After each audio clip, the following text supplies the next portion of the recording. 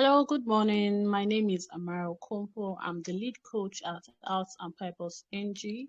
And today we are going to be giving an overview of the International English Language Testing System, which is called the IELTS test. Now we're going to start with giving you an idea of how the whole test works. The test format comes in two forms. You're either writing the academic IELTS test or the general training IELTS test. Now, if you're migrating, you know that you need to take the general test. But if you need the English proficiency test for one of your admission requirements to do an undergraduate or postgraduate course at a university abroad in Canada, UK, Australia, or New Zealand, then you know you'll be going for the academic IELTS test. Some professional bodies also require the academic IELTS test. Now let's go on. There are four parts of the test. We have the speaking test, listening, reading, writing, and then which particular one again is speaking, listening, reading, and writing. When you read through, you see that there are slight differences in the two types of tests. That is the academic test and general training test. If you are taking the academic test, you notice that the reading test is slightly different for both types of tests. The reading test in the academic test is slightly tougher than that of the general test, in that the compositions, or more like the comprehensions rather, or passages, texts that you'll be seeing in the academic reading test, they are likely going to be more academically inclined, and you'd see technical words, or more like advanced vocabulary being used, while that of the general training test are usually text and articles from everyday life experiences, such as job vacancies, description of different types of jobs, and so on and so forth. Then for the writing test, the writing test consists of two tasks. The first task in both types of tests are quite different. For the academic writing task 1, you need to report on information that has been given in tables, pie chart, bar charts, diagrams, etc., etc. So when you're given information in any of those forms, you are now, so they would give you a prompt that you should make relevant, you should point out the relevant features. More like you should give a report on the relevant features that you can see in those diagrams or tables or pie charts or graphs, depending on what you're given. But in the general test, the writing task 1 for general test is usually letter.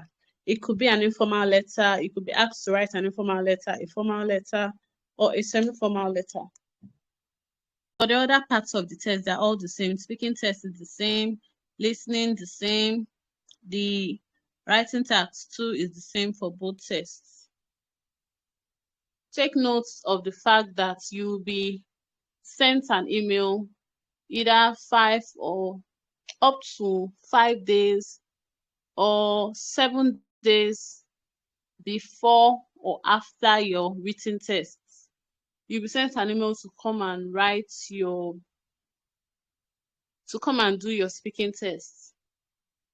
So they'll send, and they usually send that email like 3 days before that particular time. So once you register for a test, ensure you always check your email for information like this. So now we know that your speaking test will be on a separate day, and then the other test will be on another day. And you write them in this particular order. You write the listening test first, followed by the reading, and finally the writing test. Now let's do an overview of what all these tests, what they are going to look like on the test day. For the listening test, is a duration of, it's going to last for 30 minutes. The recording is going to play for 30 minutes. you have 10 minutes to transfer your answers to the answer sheet at the end of the test. So the thing is that while the recording is playing, quickly write your answers on the question paper.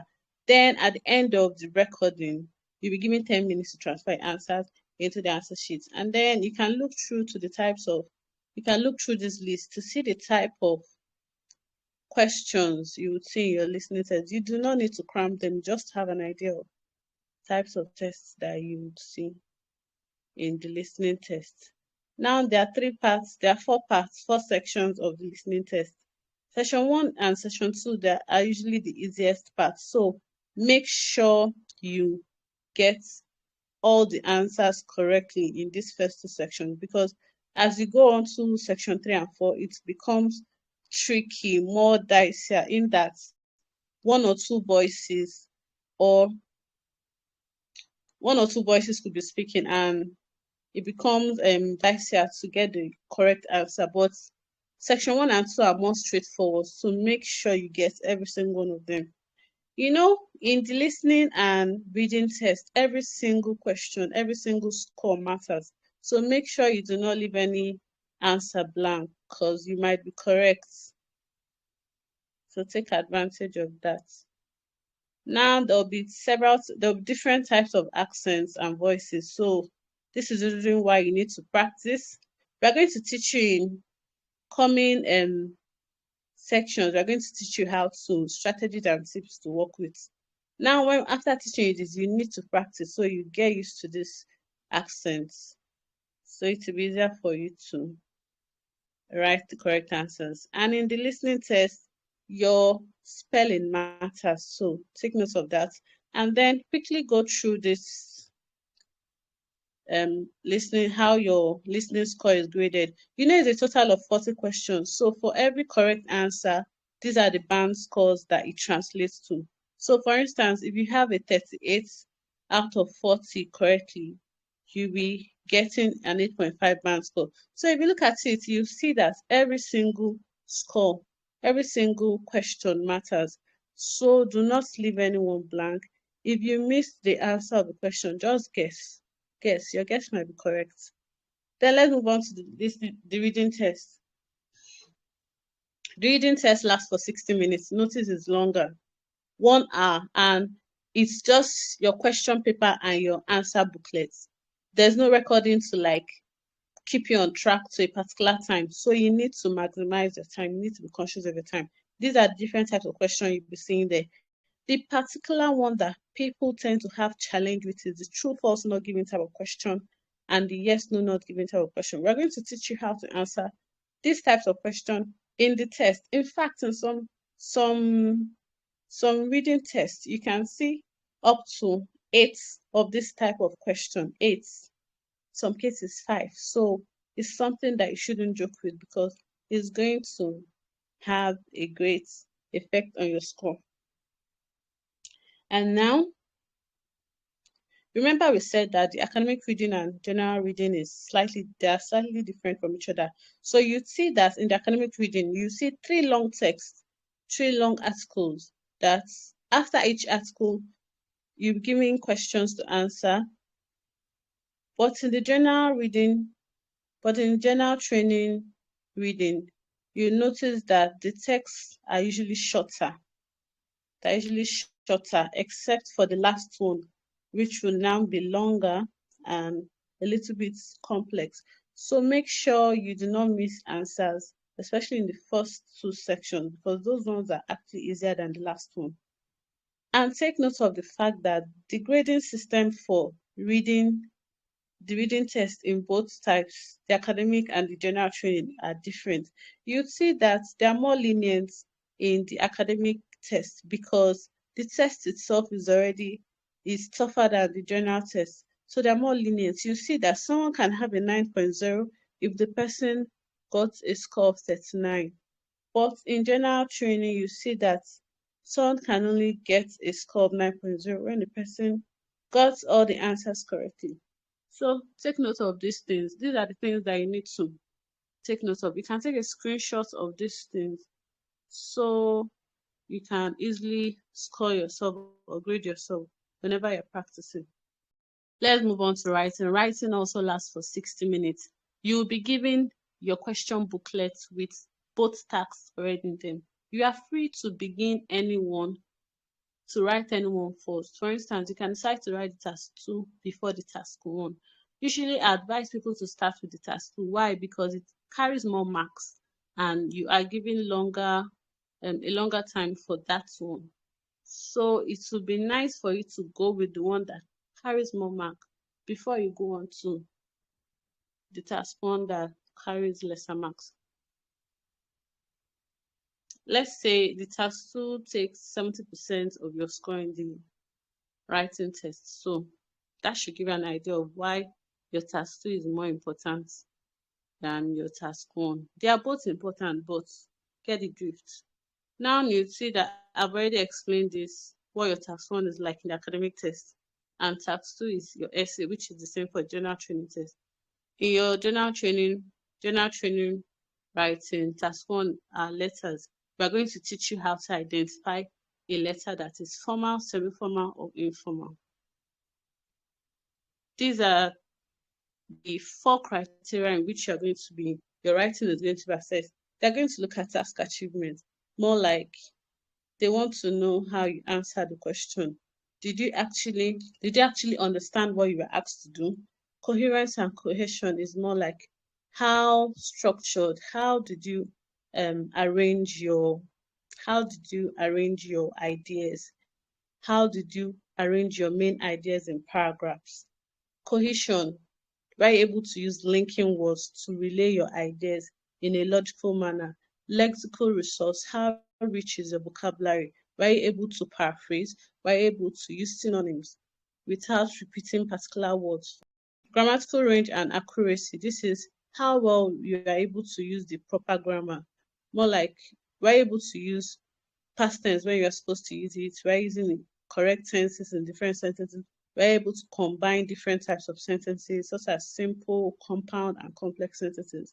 And how error-free, when it's accuracy, the rate at which you wrote error-free sentences.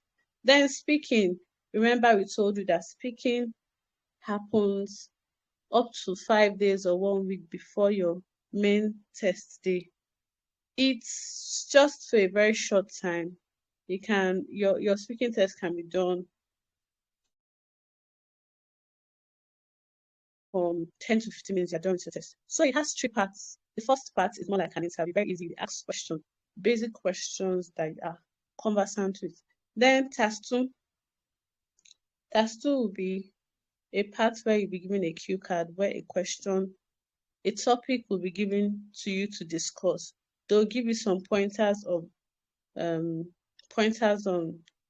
more like a guide on what you should be talking about. Then they'll give you a paper and a pencil to plan your answer for 1 minute. After that 1 minute, the examiner will allow you to speak for 2 minutes. Now, this is when you know that 2 minutes can be very long. So we are going to teach you how to answer your part 2 speaking questions.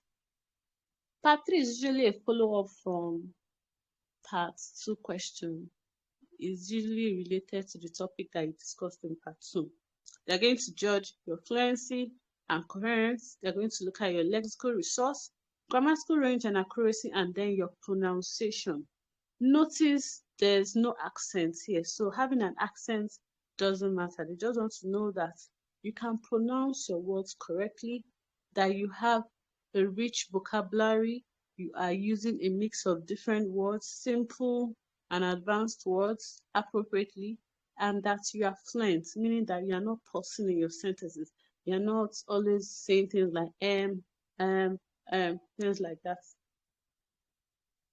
Now, test day tips. Please come early, come with your writing materials, come with your passport ID. Some people make the mistake of, they feel that when they come to the test venue, they can go to a stationery shop around, but it's not always the case. Some test locations do not have stationery shops around to buy your writing materials. So just come with them, come with your your valid international passport as your ID. Please rest up before the test day because you're going to be sitting down for over 2 hours straight.